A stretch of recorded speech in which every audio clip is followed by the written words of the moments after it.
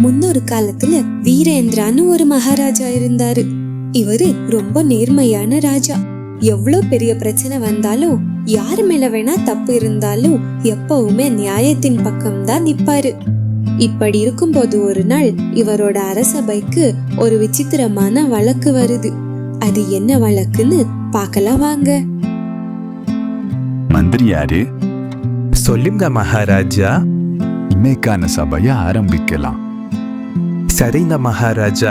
இன்னைக்கு முதல் வழக்கு ஒரு பணக்கார இனிப்பு வியாபாரிக்கும் ஒரு ஏழை விறகு வெட்டுற கூலிக்கும் நடுவுல நடக்கிற பிரச்சனை மகாராஜா.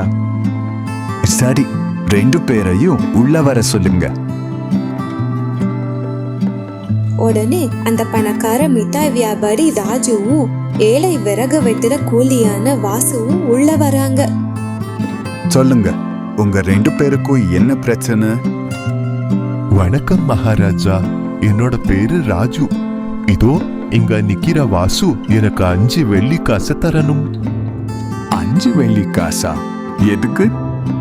அது மகாராஜா, என்ன நடந்துச்சுன்னா, ஒரு வாரமா இந்த வாசு என்னோட கடைக்கு மதியான நேரத்துல வருவான்.